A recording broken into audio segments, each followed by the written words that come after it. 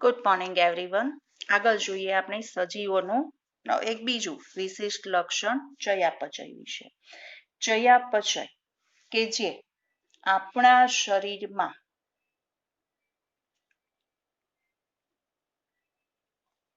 થતી બધી જ રાસાયણિક ક્રિયાઓનો સરવાળો છે. બરાબર, કે આપણા શરીરમાં થતી દરેક રાસાયણિક ક્રિયાઓ જે છે કે જેને ચયાપચય તરીકે ઓળખવામાં આવે છે. કારણ કે બધા જ સજીવો જે છે એ જોવા જઈએ તો શેના બનેલા હોય છે? રસાયણો. અને એ રસાયણો એકબીજા સાથે કે જોડાઈ જવાથી શેનું નિર્માણ થાય છે? જૈવિક અણુનું નિર્માણ થાય છે. બરાબર છે, એટલે કે આ જે જૈવિક અણુ કે જેના દ્વારા જે રાસાયણિક ક્રિયાઓ થાય છે જેને ચયાપચય તરીકે ઓળખવામાં આવે છે, કે બધી જ વનસ્પતિ ફૂગ, પ્રાણીઓ, બરાબર, સૂક્ષ્મ જીવાણુઓ લઈએ તો આ દરેક કે જે ચયાપચય દર્શાવે છે અથવા ચયાપચય ક્રિયાઓ કરે છે. કે બધી જ વનસ્પતિ, કોઈ પણ પ્રાણીઓ હોય, દરેક પ્રાણીઓ, સૂક્ષ્મ જીવાણુ હોય, ફૂગ હોય, લીલ હોય, કે જે દરેક ચયાપચયની ક્રિયાઓ દર્શાવે છે. હવે કે ચયાપચય જે છે શબ્દ આખો આપણે સમજીએ તો કે જેની અંદર બે શબ્દ સમાયેલા છે, ચય અને બીજો શબ્દ છે અપચય. ચય અને અપચય. હવે ચય ક્રિયા જે છે કે જે સંશ્લેષણાત્મક ક્રિયા છે, એટલે કે કંઈક સંશ્લેષણ થાય છે, કંઈક નિર્માણ થાય છે. જ્યારે અપચય ક્રિયા જે છે એ વિઘટનાત્મક ક્રિયા છે, કે જેમાં વિઘટનની ક્રિયા થાય છે. એક્ઝામ્પલ તરીકે જોઈએ પ્રકાશ સંશ્લેષણની ક્રિયા, કે પ્રકાશ સંશ્લેષણ દરમિયાન વનસ્પતિ પોતાના માટે ખોરાક નિર્માણ કર્યું. કયા પ્રકારની ક્રિયા થઈ? ચય. દાખલા તરીકે જોઈએ શ્વસનની ક્રિયા, કે શ્વસન દરમિયાન કે જે કંઈ પણ ગ્લુકોઝ છે એનું વિઘટન થાય છે.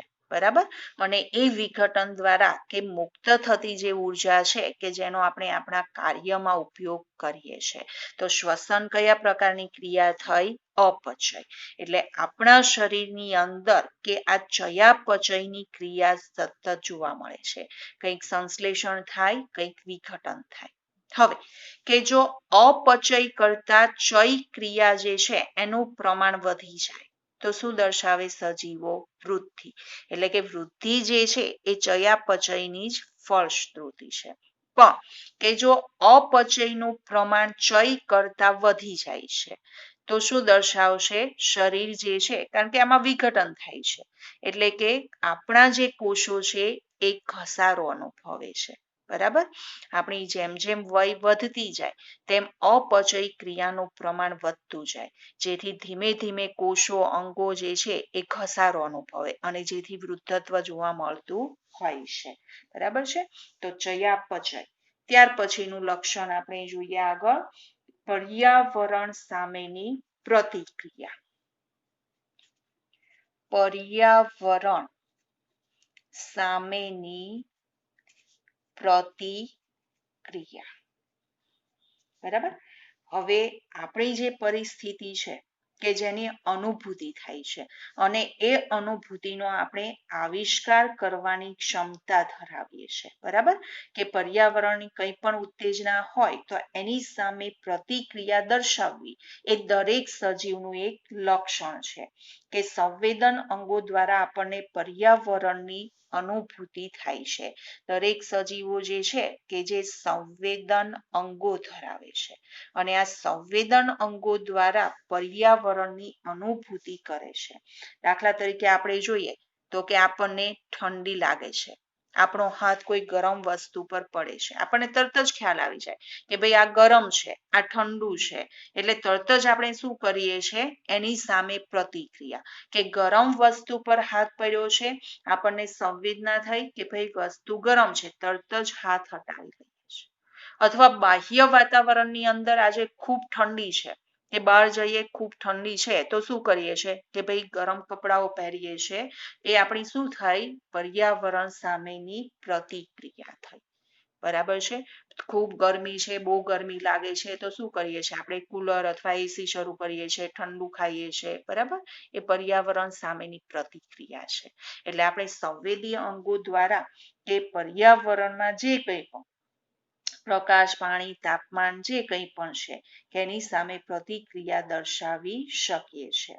હવે આદિકોષ કેન્દ્રથી લઈ કે જે જટિલ સુકોષ કેન્દ્રી જે છે, બધા જ સજીવો કે પર્યાવરણના ઈશારા પ્રત્યે અનુભૂતિ અને પ્રતિક્રિયા દર્શાવતા હોય છે.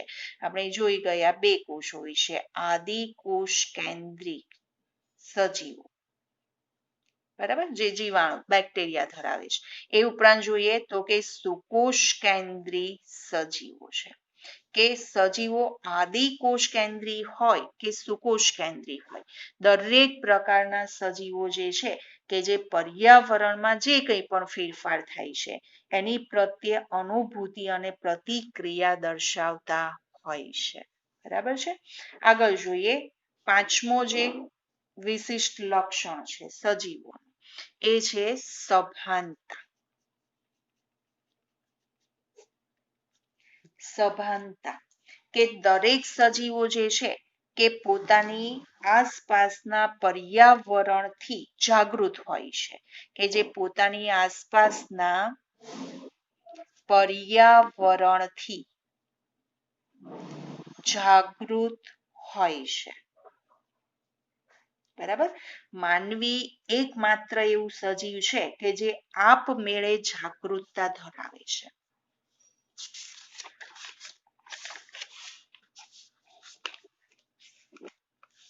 માનવી કે જે એકમાત્ર એવું સજીવ છે કે જે આપમેળે જાગૃત રહે છે, જેને સ્વયં સભાનતા તરીકે ઓળખાય છે. બરાબર, કે જે માનવી એકમાત્ર એવું સજીવ છે કે જે આપમેળે જાગૃત રહે છે. પ્રાણીઓ છે, પ્રાણીઓ વિશે જોઈએ તો જે કંઈ પણ બાહ્ય વાતાવરણમાં તાપમાનમાં જે ફેરફાર થાય એના દ્વારા તેઓ જાગૃત થતા હોય છે, જ્યારે આપણે આપમેળે જાગૃત હોઈએ છીએ, જેને સ્વયં સભાનતા તરીકે ઓળખાય છે. એટલે સભાનતા જે છે એ દરેક સજીવનો સંપૂર્ણ ગુણધર્મ છે. બરાબર. વનસ્પતિ અને પ્રાણી કે બંને પ્રકારના સજીવો જે છે એના પ્રજનન પર પ્રકાશ અવધિની અસર જોવા મળતી હોય છે. તમે જુઓ તો કે પાનખર ઋતુ આવી છે તો પાન ખરી જાય છે, ફરી પાછા નવા પાન આવે છે. બરાબર છે, કે વનસ્પતિ જે છે એ ઋતુ સંવર્ધિત જોવા મળે છે.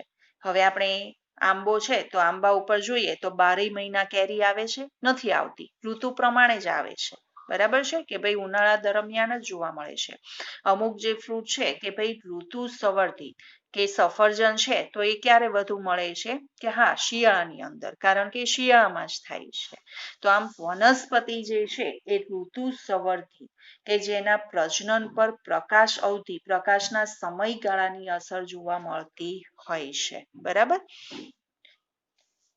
આગળ જોઈએ આપણે પછીનું લક્ષણ, કે જે સ્વયંજનિત બાહ્ય ઉત્તેજનાઓ જે છે એની સામે પ્રતિક્રિયા દર્શાવવાની પાંચમું લક્ષણ જોઈએ. બાહ્ય ઉત્તેજનાઓ સામે પ્રતિક્રિયા દાખવવાની ક્ષમતા ધરાવે છે, જેને સ્વયંજનિત અને સ્વયં વિકસિત તરીકે ઓળખવામાં આવે છે. સ્વયંજનિત, સ્વયં વિકસિત. હવે સજીવના જીવનની જો ઘટનાઓ જોવા જઈએ તો તેના દેહની અંદર આંતર ક્રિયાઓને લીધે શક્ય બને છે. આંતર ક્રિયાઓ કે આપણા શરીરમાં જે કંઈ પણ ક્રિયાઓ થાય છે એકબીજા સાથે સંકળાયેલી હોય છે. હવે કોઈ પણ પેશીના ગુણધર્મ જોઈએ, આપણે શરૂઆતમાં જોઈ ગયા કે કોષો ભેગા મળી શેની રચના થાય? પેશી. પેશીઓ ભેગી મળી શેની રચના થાય? અંગોની રચના થાય છે. બરાબર. તો હવે આ જે પેશીના ગુણધર્મ જોવા જઈએ તો એ પેશીના ગુણધર્મ તેના બંધારણમાં રહેલા જે કોષો છે એ કોષો વચ્ચેની આંતરક્રિયાનું પરિણામ છે. બરાબર. કોઈ પણ પેશીના જે ગુણધર્મ છે કે એ પેશીની રચનામાં રહેલા જે કોષો છે એ કોષો વચ્ચેની આંતરક્રિયાનું પરિણામ દર્શાવે છે. એવી જ રીતે આપણે જોઈએ તો કે કોષો જે છે શેના દ્વારા રચાય છે? અંગિકાઓ, કોષીય અંગિકાઓ દ્વારા રચાય છે. એટલે કોષોના જો ગુણધર્મ જોવા જઈએ તો એ કે આ જે કોષીય અંગિકાઓ છે એમની વચ્ચેની આંતરક્રિયાનું પરિણામ જોવા મળે છે. એટલે આમ આયોજન જે છે કે જે આંતરક્રિયાઓ કે જેના ગુણધર્મની અંદર પરિણમે છે. આખું આયોજન જોયું. અંગિકાઓ જેના દ્વારા કોષો દ્વારા પેશી દ્વારા અંગો. તો અહીંયા અંગોના લક્ષણ જોઈએ તો એના રચનામાં રહેલી જે પેશીઓ છે એ પેશી વચ્ચેનું આંતરક્રિયાનું પરિણામ જોવા મળતું હોય છે. આમ સજીવો જે છે એ સ્વયંજનિત છે અથવા સ્વયં વિકસિત છે કે જે હર હંમેશ બાહ્ય ઉત્તેજના જે છે એની સામેની પ્રતિક્રિયા દર્શાવવાની ક્ષમતા ધરાવતા હોય છે. બરાબર. જીવ વિજ્ઞાન એટલે જીવ વિજ્ઞાન એ જ કે જે પૃથ્વી પર રહેતા સજીવો જે છે એ સજીવોના જીવનની અને તેમના ઉદ્વિકાસની વાર્તા દર્શાવે છે. બરાબર છે. આગળ જોઈએ આપણે નેક્સ્ટ પીરિયડમાં.